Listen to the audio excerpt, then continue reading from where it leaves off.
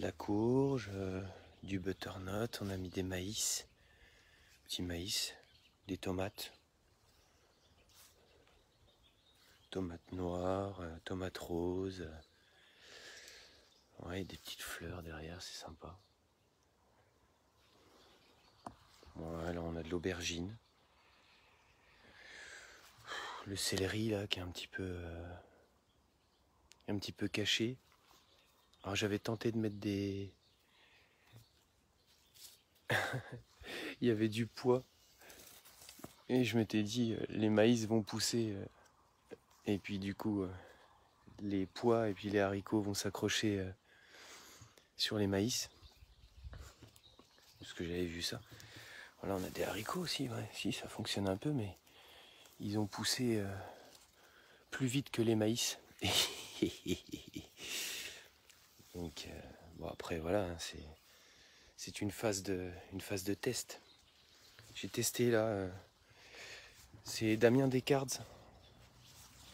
Damien Descartes qui fait des vidéos sur la perma depuis quelques années, une petite dizaine d'années je crois. La technique des lasagnes là, bon normalement c'est fait pour des zones où t'as pas de sol. Donc tu mets des bottes de paille, tu les mets un peu comme tu veux. Puis à l'intérieur tu fais un mélange de carbone azote. Alors je suis pas... J'ai compris l'idée, en fait tu mets au fond de la paille assez épaisse, après tu mets du foin un peu moins épais, de la paille, du foin. Tu remets par exemple un petit compost et tout, de la terre, puis tu peux planter directement dedans, même sur des zones où t'as pas de sol. Bon, moi on avait du sol dans le secteur, mais ouais, j'ai testé. J'ai testé ça. Hop. Ça c'est petit brasero, hein, normal. Après là t'as le château poule. Donc le château poule, bah, c'est de la récupération, une structure métallique qu'un pote m'a filé qui vient d'une zone logistique. C'était normalement pour stocker des produits sensibles. Voilà, donc poupoules.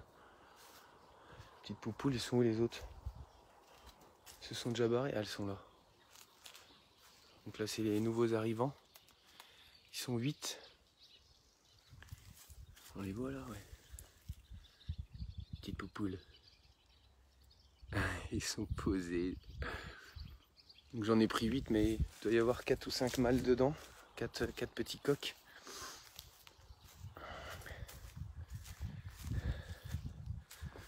Donc là, on a un habitat d'avenir.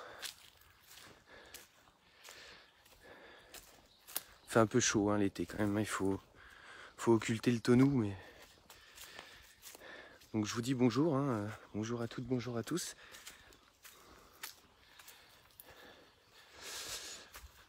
Donc là, bah, c'est la serre. Il y a quelques temps, j'avais fait une vidéo où, bah, parce que je préparais l'intérieur, quoi. Bon, j'ai pas forcément mis ce qu'il fallait sur les buts en bas là. J'avais mis des vieux morceaux de bois, voilà, j'avais fait des bacs comme ça. Alors c'est pareil, hein, c'est des conseils qui sont donnés par des gars qui font ça depuis des années, des gars ou des nanas qui font ça depuis des années. Mais donc je suis pas, vu que j'avais les travaux dans la maison et j'ai pas encore tout fini, bah j'ai lancé ce que je pouvais lancer. Alors voilà, hein, faire des semis c'est pas le plus difficile, hein, planter les semis, enfin planter les petits plants c'est pas ce qui est le plus difficile. Mais après il faut suivre ça. Voilà, par exemple là l'arrosage, bah, c'est pas bon du tout quoi, puisque voilà j'ai des tomates qui sont comme ça. J'avais normalement prévu de pailler comme il faut, mais je l'ai pas fait. Donc bah, c'est pareil, les salades elles sont montées en graines. Comment on appelle ça, les épinards, bah, ils sont montés très vite. Puis j'ai pas tout consommé, j'en avais mis beaucoup. Bon, je pense que je vais relancer une tournée. Hein, mais... Donc c'est vraiment les balbutiements de... C'est la troisième fois que j'essaye. Dans notre ancienne maison, on avait fait ça aussi. Ce qui va pas trop mal, c'est les petits cornichons. Mais tu vois, faut les ramasser régulièrement parce que sinon... Tu vois, celui-là, il est déjà un peu costaud, quoi. Donc là, je vais aller le ramasser tout à l'heure. La belle-mère nous a montré comment faire le petit mélange. Hein. De toute façon, il y a des tutos, il y a tout ce qu'il faut. Il faut du temps, quoi. Du temps, il faut s'y coller comme il faut. Donc là, les petites cuves de flotte pour récupérer Donc avec un système de tuyauterie, la flotte de la cuve, la citerne que les anciens ils avaient faite en dessous de la maison. Salut. Là c'est le verger vieillissant. Petit verger vieillissant, mais avec un bon potentiel. Cette année il y a une zone, là je me suis dit allez tiens je prépare un truc. J'ai mis des filets là pour faire un plus grand parcours pour les poules. Parce que du coup elles passent par ce petit passage là de l'autre côté là. Pour rejoindre le petit poulailler. Enfin le château poule. Puis du coup vu que j'ai pas tondu, alors c'est pour plusieurs raisons que j'ai pas tondu, je me suis dit il y a quand même une grosse surface sur le verger quoi. Et en fait bah là voilà ce qui vient chaque année. Donc ce sont des cerisiers hein, bien sûr, il y en a beaucoup. C'est pas forcément ce qu'on consomme le plus. Les cerises, bon, voilà, moi je préférerais avoir un peu plus de poires, de pommes et puis de mirabelle. Mais bon, les arbres sont assez vieillissants. Donc il faut renouveler quoi. Donc ça c'est ce qui vient naturellement dans la parcelle. Donc là pareil j'avais tenté un autre petit bac qui n'a pas énormément de lumière. Alors là c'est pareil, hein, les choux, faut arroser régulièrement. Moi je fais le boulet avec le jardin, vraiment.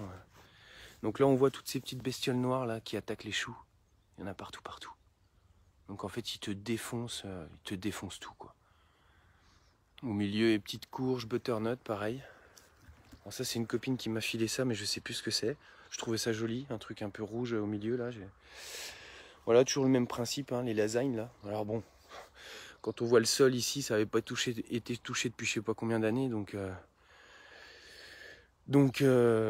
j'aurais pu planter dedans, c'est-à-dire retourner la terre localement et tout, mais bon j'ai préféré tester ce truc là. Apparemment ça garde pas mal l'humidité aussi, quand il flotte et tout en dessous. Là j'ai arrosé il y a 2-3 jours, mais avec les températures qu'on a, c'est bien sec, faut arroser ouais, au moins tous les 2 jours. Là c'est un petit pommier que j'ai replanté, le pommier de mes 40 ans. Alors pourquoi je fais cette vidéo ce matin bah, tout simplement parce que c'est difficile de voir toutes les nouvelles très fraîches qu'on reçoit des endroits où on n'est pas.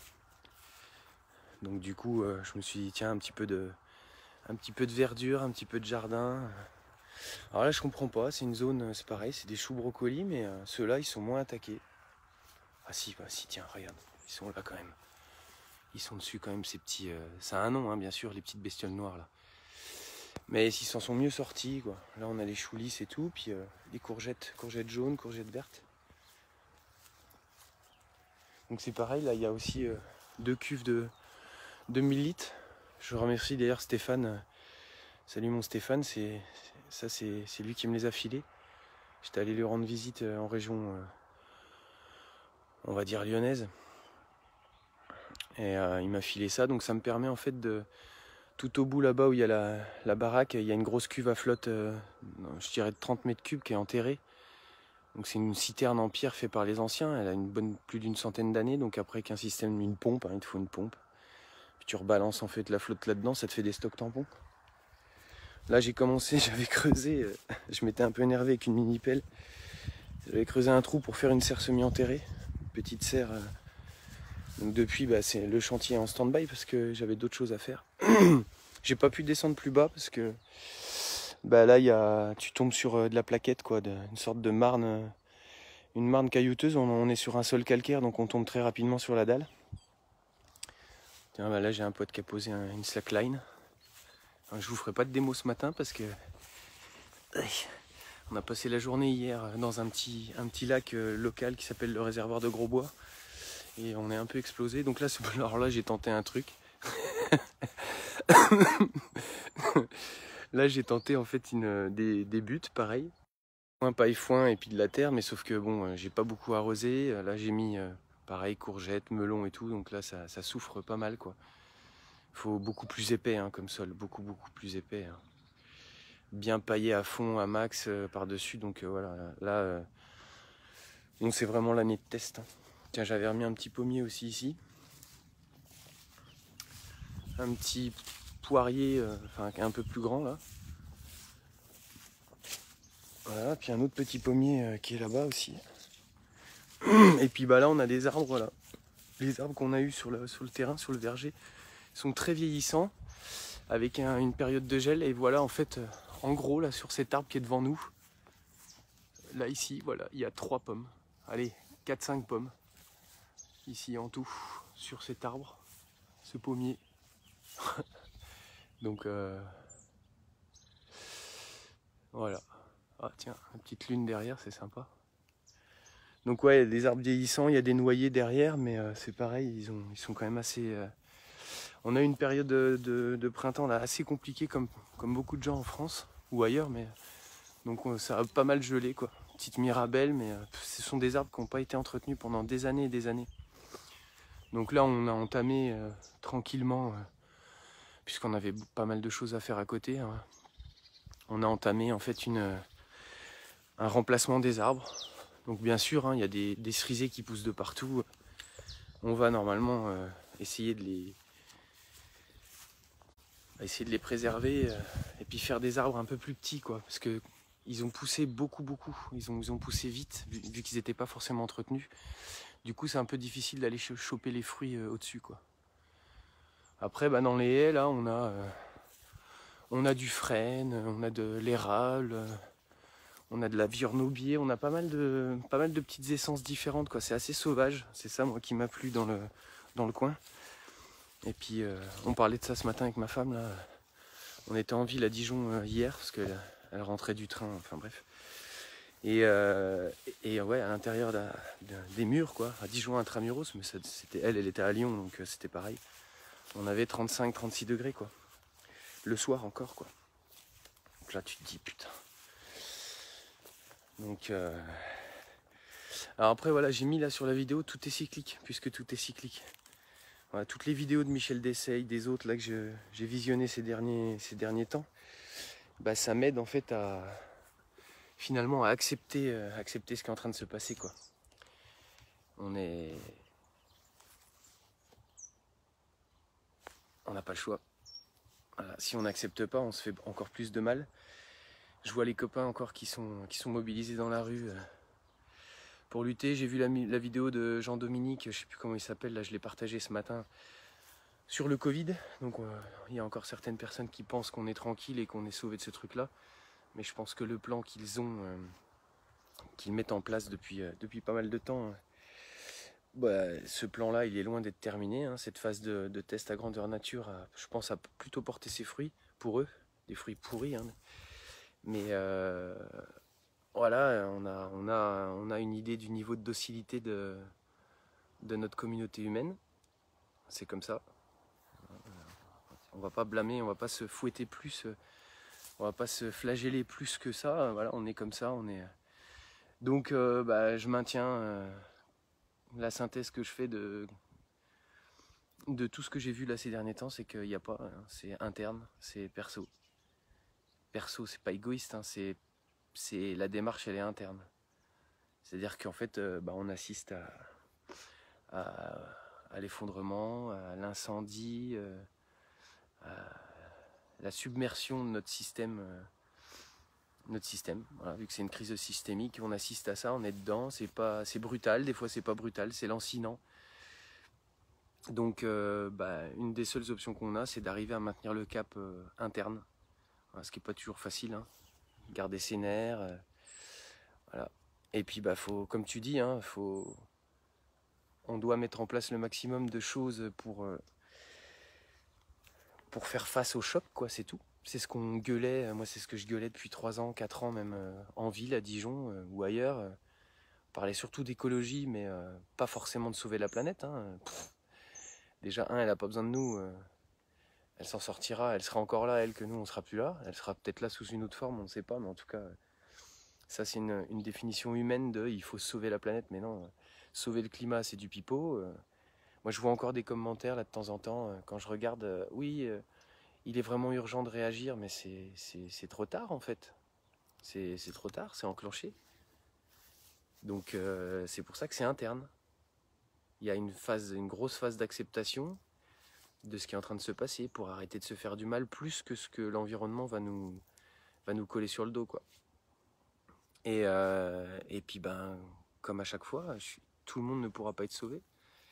Tout le monde ne pourra pas être sauvé, il faut accepter ça, il faut accepter sa condition. Nous, là, c'est pas parce qu'on a un bout de terrain avec... là, ce que je vous ai montré, c'est du pipi de chat par rapport à ce que je voudrais faire, mais quand je vois la difficulté de faire pousser des choux, parce que ben, tu te fais attaquer par ceci, tu te fais attaquer par cela, l'autonomie alimentaire, elle est accessible, hein. Moi, quand je regarde Damien Descartes, mais faut y passer son temps, faut y passer sa vie, et puis accepter de perdre 30% de ceci, 30% de cela, mettre un peu plus parce que tu sais que... Et il y a combien de personnes, encore une fois, qui sont pas capables qui sont pas en mesure, en capacité de faire ça. Donc ça veut dire que il va y avoir beaucoup de casse, quoi. Il y a déjà beaucoup de casse. Donc c'est ça qu'il faut accepter, malheureusement. Et surtout arrêter d'absorber toute la toute la souffrance, qu'on ne peut pas changer, quoi. Voilà. Donc ce matin, petit live matinal. Séance jardino-altermondialiste, fin complotiste, fin du monde. Voilà, donc juste voilà, j'avais besoin de faire ce petit message ce matin parce que c'est vrai que quand on regarde les actualités, très peu, hein, très peu, hein, mais juste on se tient au courant de savoir comment évolue le feu en Gironde. Pas forcément parce qu'on pense prendre des vacances là-bas, mais surtout parce qu'on connaît ce coin-là et que c'est très beau. Voilà, on a besoin de se recentrer et surtout de se dire, ok, si vous avez la capacité, si vous êtes en ballottage pour se dire est-ce qu'on doit se barrer et trouver un truc, il n'y a pas de question à se poser, hein. Faut tracer. Bah Yann, il est jamais trop tard. Non, il est jamais trop tard. Mais là c'est bien avancé. Avoir la prétention de se dire qu'on va faire changer le climat ou en tout cas prendre des mesures aujourd'hui qui vont permettre de... Non, c'est sur le climat, c'est enclenché, hein. Sur le climat, c'est enclenché. Enfin là, pour moi, on l'a dans le baba, hein. On l'a dans... c'est clair et net. C'est-à-dire, si réellement c'est pas accentué par certains projets de bio-ingénierie ou de géo-ingénierie, et je sais pas comment on appelle ça là, au niveau du climat. Parce que moi je pense que on essaie de corriger le tir, mais que ce qu'on corrige c'est encore pire. Ce qu'ils sont en train de nous balancer dans le ciel pour essayer de soit faire pleuvoir, soit pas faire pleuvoir, j'en sais rien ce qu'ils font exactement, j'ai pas le détail. Mais en tout cas je suis persuadé, mon intuition et puis mon côté complotiste on va dire, puisque c'est comme ça qu'on nous appelle, moi j'en ai rien à faire, me dit que de toute façon ce qu'ils sont en train de nous balancer, ou en tout cas d'essayer de faire pour maîtriser, ça ne fait qu'accentuer, qu'accélérer le phénomène. C'est l'équivalent de se dire, bah, vu qu'il fait chaud en ville et qu'on peut pas se barrer de ville parce qu'on a notre boulot, parce qu'on a nos prêts, parce qu'on a notre appart, parce qu'on trouve pas de logement à l'extérieur, on a essayé de bouger, on a essayé d'acheter à la campagne, mais on ne trouve pas. Donc du coup, bah, on va y rester, mais on va s'équiper pour faire face à la chaleur, parce que là, 35 degrés la nuit, enfin pas totalement 35 degrés, mais en tout cas 35 degrés assez tard dans la nuit, avec les fenêtres ouvertes dans la ville, bah t'as qu'une idée en tête, je pense, c'est de mettre des clims, hein. Donc voilà. Donc tout ça, bah, on doit l'accepter. C'est compliqué, mais on doit l'accepter. Voilà. Et surtout, qu'on ait peur de souffrir avant de mourir, ça c'est normal, hein, mais faut essayer de s'en détacher complètement, quoi. Parce que c'est vraiment ça, moi, ces vibrations-là, pour moi, elles sont voulues. Voilà. Les décisions qui sont prises aujourd'hui vont dans le sens vont pas dans le sens de vibrer positivement, de se tourner vers la spiritualité et tout. Tu vois le mec là, Jean-Dominique là, qui est un... Alors Jean-Dominique, je sais plus son nom, mais il a été très actif pendant le Covid. C'est quelqu'un qui est, on va dire, c'est presque un historien de la médecine. C'est pas un historien de la médecine, mais c'est quelqu'un qui décrypte en fait les phénomènes sociaux liés à la médecine. On va dire ça comme ça. Ce gars-là, là, il a craqué complètement. La vidéo que je partage, que j'ai partagée et que d'autres ont partagé là, tu le vois en train de pleurer. Il parle des enfants, il parle du plan mondial qu'ils ont et tout. Et donc il dit le mot spiritualité. Et en fait, je pense que c'est vraiment ça. Le fait de dire allez tous vous faire aimer, bah, c'est encore une fois ça. Ça, moi, je le savais pas au début. Le slogan, moi, je le trouvais super sympa parce que ça permettait de dire à quelqu'un, au lieu de lui dire d'aller se faire enculer, tu lui dis d'aller se faire aimer. C'est pratiquement imparable, quoi. Quelqu'un qui t'agresse avec le sourire, tu lui dis ça, tu vois. Tu lui réponds avec le sourire, bah écoute, madame, oui, je suis tout à fait d'accord avec vous, hein, je suis un gros connard, mais on va bien aller se faire aimer tous les deux Et la réaction, elle est superbe. Et ben c'est ça. Ouais, Jean-Dominique Michel, exactement. Donc, salut Isabelle, je te fais des gros bisous. Cette histoire de moutarde, c'est un truc de ouf. Enfin bref, ça participe à tout le reste, quoi. C'est dingue. Mais ouais, non, c'est ça. C'est vraiment la spiritualité. C'est pas la religion, on est bien d'accord. J'espère qu'il y en a certains d'entre vous qui ont regardé les vidéos de Michel Deseille. Deseille, hein, D-E-S-E-I-2-L-E, Michel Deseille. Il fait tout un tas de conférences qu'il filme depuis une dizaine d'années sur YouTube. C'est exceptionnel. Alors, ceux qui connaissent la chaîne Nurea TV, moi j'aime bien Nurea TV parce qu'il y a un peu de tout. Tu chopes un peu ce que tu veux, c'est sympa. Chacun se fait sa propre idée. J'aime bien, on se raconte des histoires, c'est sympa. Et il est passé sur Nurea TV plusieurs fois. Et il y a 4 ans, il a fait une série de vidéos sur l'histoire de France. Il est parti des mégalithes.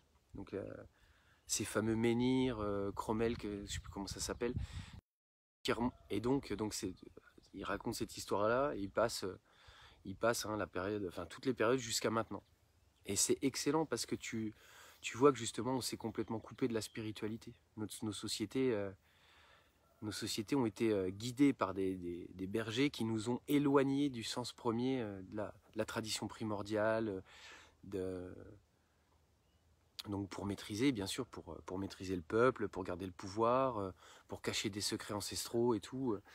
Et donc ça a eu pour conséquence on s'est complètement coupé du vivant.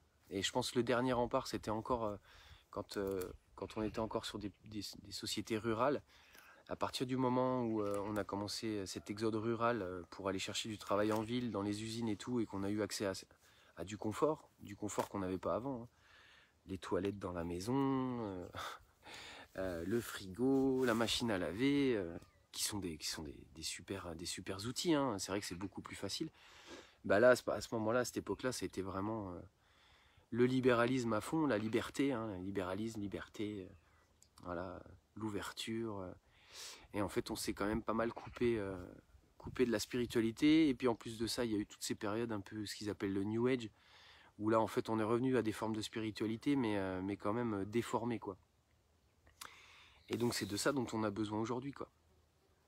Donc, c'est de ça vraiment dont on a besoin pour faire face à des événements qui vont être durs. Tu sais, on dit souvent, bah là, il ne nous reste plus qu'à prier. Bah ouais, peut-être on peut changer de mot si ça froisse des gens, mais on peut peut-être commencer à vraiment travailler. C'est un travail, hein, se réhabituer à... Alors moi, je dis ça, il n'y a rien de plus difficile pour moi que de faire ça. Hein. Moi, j'ai toujours été dans le faire, quoi.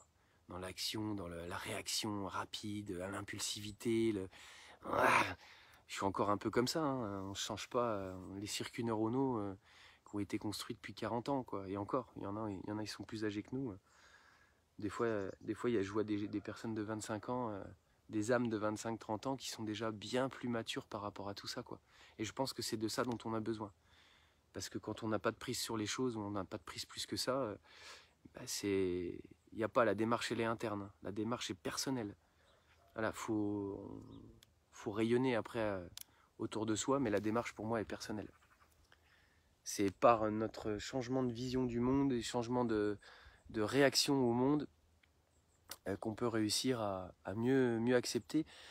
Parce que pour moi, je le répète, hein, je considère maintenant que tout ce que j'ai lu et vu et entendu, là, les émissions, il y a suffisamment de matière, de support pour nous amener à cette réflexion-là. Moi, je pense qu'on est réellement dans une expérience de test. Et le but, c'est d'élever nos âmes, qu'on s'élève. Et je pense qu'on ne s'est pas incarné ici par hasard, ici et maintenant par hasard. Je pense qu'on a dû se dire, j'aime le challenge, on va y aller au moment où c'est compliqué. Oui, sinon c'est pas rigolo. C'est pas rigolo, bah non. Si c'est trop facile, c'est trop facile. Donc là c'est peut-être ça la mission qu'on a, c'est d'arriver en fait à sortir de ce grand cycle de vibrations basses là, voilà, d'arriver à s'en sortir progressivement, quoi. Et encore une fois, on n'est pas tous égaux. Voilà. Isa, Desalnon, ils disent que je suis complotiste. Oui, bah Yann, tu sais, on les par la force des choses, on le devient, on sent qu'il y a quelque chose qui n'est pas normal. Je pense que dans le troupeau de moutons, il y en a forcément 2-3 qui se disent, alors je sais pas comment ils se disent dans leur conscience animale, mais ils sentent que non, là il y a un truc qui va pas, quoi. Non, il y a un truc là, j'ai pas envie d'y aller. Donc ils font tout pour ne pas y aller, mais ils finissent par y aller, hein. Tu finis par les choper, hein. Voilà, je le répète, c'est en bossant dans les escargots, quand on les avait dans les parcs, les observant et tout, quand on les ramasse, après on les abat, on les cuisine, puis ils finissent dans des petites croustilles, tu sais, ou des coquilles pour Noël, là. Et c'est en faisant cette opération-là que j'ai eu pas une illumination, j'ai juste eu une idée complètement farfelue, mais je me suis dit, eh ben, je suis à peu près sûr qu'on est les escargots d'une autre espèce. Nous, les humains, nous sommes les escargots d'une autre espèce. Ma fille, elle me disait l'autre coup, ah, mais les guêpes, c'est nul, ça sert à rien, pareil, les mouches. Bah si, en fait, hein, tout a une raison d'être, hein, donc... et en général, on sert de nourriture, le vivant sert de nourriture à du vivant à côté. Voilà. Quoi qu'il arrive, qu'on soit végétal, même une pierre, hein. L'escargot, il se nourrit, il lèche la pierre, on dirait du Vandame. Ah, l'eau c'est bon, ça, ouais. Faut en profiter, bientôt il n'y en aura plus. Mais l'escargot se nourrit du minéral. Nous aussi, hein, les poules, nous, enfin, on se nourrit du minéral. Donc tout le vivant, quelle que soit sa forme, sert à nourrir du vivant. Donc nous, humains, on doit servir à nourrir d'autres formes d'existence, de vivant, quoi. Ce qui est peut-être compliqué pour nous à considérer, c'est que c'est peut-être pas sur un plan matériel, quoi. Ouais, je disais, c'est peut-être pas sur un plan matériel. C'est peut-être sur d'autres plans. Ce que disent les vidéos, moi, que je regarde, c'est que voilà, il y a plusieurs plans de conscience, de vibration, vibratoire, puisque tout est vibration. Donc voilà, on doit nourrir d'autres entités. Et c'est peut-être en ça, en fait, que le lien est difficile à faire, vu qu'on s'est coupé de la spiritualité. Quand on discute de ça, eh ben, c'est compliqué pour des personnes qui n'ont pas du tout l'oreille attentive à ces questions, ces notions de spiritualité, de vibration, de machin. Alors, moi, j'y suis vraiment au balbutiement, et puis voilà, je le prends comme je le comprends à petite échelle, mais je me dis qu'en fait, ça devient vraiment cohérent. C'est que faire vibrer toutes les nations comme ça, au même moment, avec la peur, avec la guerre, avec enfin tout ce qui génère en fait ces vibrations basses, bah, ça doit bien servir à quelqu'un, quoi. Alors voilà, après on revient sur les notions de bien, de mal, voilà, le démon, Dieu, tout ça. Je pense qu'on peut appeler ça comme on veut, mais en tout cas, voilà, je pense que nous sommes les escargots, nous sommes tous et toutes les escargots d'une autre espèce, qui se nourrit de nous, de quelque chose de nous. Donc peut-être que la solution, elle est vraiment interne, puisque encore une fois, on n'a pas les clés pour modifier. Enfin, je pense que collectivement, massivement, on les a, les clés. Comme pour les Gilets jaunes, on disait, putain, si on avait été vraiment plus nombreux, c'est nous qui avions la force. Et justement, la capacité, la puissance, ça alimente la bête, exactement, la fameuse bête de l'événement. Je pense que les forces qui sont contre nous, quand je dis contre nous, ça dépend dans quel camp on est, hein, comme disait Monsieur l'Allemand, grand homme. Paix à ton âme. Ah non, il est pas mort. Enfin, paix à ton âme. Ouais. Je sais pas où elle va aller, ton âme, mon kiki, mais elle ira pas au même endroit que nous, en tout cas, je pense. Chacun son camp, hein. Chacun son choix. C'est d'ailleurs interne, hein, comme choix, hein. Et on avait en face de nous, et on a encore en face de nous des forces colossales, quoi. Des moyens colossaux. Et certainement, la voie la plus facile, c'est la voie de la vibration basse. Et c'est pour ça que c'est compliqué de vibrer positivement, et que tous ces éléments qui viennent nous titiller, nous brûler, nous piquer, nous faire qu'on se flagelle des fois même tout seul, bah c'est très puissant, ces forces-là sont très très puissantes. Donc, barrez-vous des villes. Barrez-vous des villes. Si vous en avez la possibilité, ou si vous êtes en ballottage, si vous êtes en réflexion par rapport à ça, je pense que mettez toute votre énergie pour vous tirer des villes. Vraiment. Et... Ah oui, ah bah alors là Big Love, je suis entièrement d'accord avec toi. Les gilets jaunes prévus par le génie civil. Pour moi, ils ont fait de l'ingénierie sociale, ils ont fait de l'écobuage social, j'en ai déjà parlé l'autre coup là. Ça c'est sûr et certain. Tiens, j'ai encore vu un reportage hier quand ils parlaient du feu, ils se mettent à 10 bornes, ils brûlent une zone, ils la contrôlent, ils essaient de contrôler pour que le feu n'ait plus à manger. Ben, je pense que c'est exactement ce qu'ils ont fait avec les gilets jaunes. Parce qu'ils savaient que le plan devait être mis en place, et que s'il n'y avait pas une première révolte, une première salve pour fatiguer les gens, tout ce qu'ils allaient pondre sur le Covid et les mesures liberticides liées à ça, quoi, et ça ne serait jamais passé.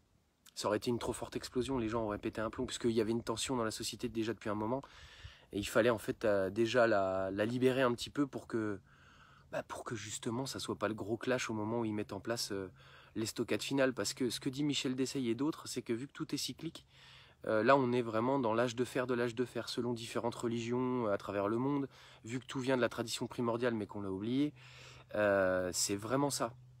On est dans une... alors, vu que tout est cyclique, c'est ça aussi qui m'aide moi à relativiser, puisqu'en fait, c'est pas la première fois que ça arrive, et ça repart, et en fait c'est toujours la notion d'équilibre à un moment donné. Donc là on est dans une phase compliquée parce qu'on est à la fin d'un cycle, mais on va redémarrer quelque chose. Voilà. C'est peut-être ça l'espoir qu'on peut avoir. Alors est-ce que nous on verra ce redémarrage? Est-ce qu'on sera en capacité de le vivre correctement? Je ne sais pas, mais en tout cas faut pas... disons que pour la vie, faut pas s'inquiéter. Et du coup, le vrai combat, il n'est pas la lutte contre le mal à l'extérieur. La lutte, il est vraiment, le travail, il est vraiment interne. C'est-à-dire réussir à se persuader et accepter et enlever le maximum d'ego. C'est compliqué, hein. Putain, est-ce que j'ai une belle coiffure? Ah merde, putain, ma gueule ce matin, ouais, et puis j'ai envie qu'on m'aime. Ah, putain, merde, j'ai dit une connerie, putain, comment les gens vont réagir? Non, non, tout ça, faut le mettre de côté, hein. C'est compliqué, hein. Surtout quand t'as été, depuis tout petit, que tes chemins neuronaux ont été comme ça, là, tracés comme des putains d'autoroutes qui auraient dû être gratuites d'ailleurs au bout d'un moment, mais bon. Donc, c'est pour moi, voilà, ils ont préparé tout ça, et c'est pour ça qu'on n'a pas beaucoup on n'a pas beaucoup de matière à travailler à l'extérieur. C'est pas nous qui maîtrisons la matière, c'est pas nous qui maîtrisons ces forces-là. Nous, on a vécu notre vie, nos parents aussi, nos grands-parents, et derrière, il y a des générations de familles, de gens qui travaillent à ça depuis eux. Ils sont conscients de tout ce truc-là, ils sont bergers de père en fille, de père en fils. Ce sont des bergers du troupeau qui doivent nous guider à l'abattoir. Pour moi, c'est ça. Donc la seule chose qu'on a à faire, dans tout ce merdier, c'est ça le plus difficile, mais c'est ça la clé, je pense, c'est le travail interne. C'est le travail de spiritualité interne. Chacun sa spiritualité, hein. Faut pas se flageller parce qu'on n'a pas les bons codes, parce que moi j'ai arrêté, hein. Je me suis dit merde, j'arrive pas à faire j'ai essayé de faire des sorties astrales pour voir, d'essayer des machins, j'y arrive pas, c'est pas mon... je fais autre chose, et puis voilà, quoi. Puis c'est comme ça, ça m'intéressait, tu vois, le voyage. Ouais, tu peux voler et tout, c'est trop bien, ouais. Ouais, ça m'est arrivé une fois ou deux, et du coup je me suis dit, wow, ça existe, c'est trop bien et tout. Mais en fait, non, faut pas se... Moi j'ai arrêté, quoi, j'accepte. Puis ça arrive quand ça doit arriver, là. Tout le monde parle de synchronicité, là, les potes autour de nous, c'est vrai, ça arrive.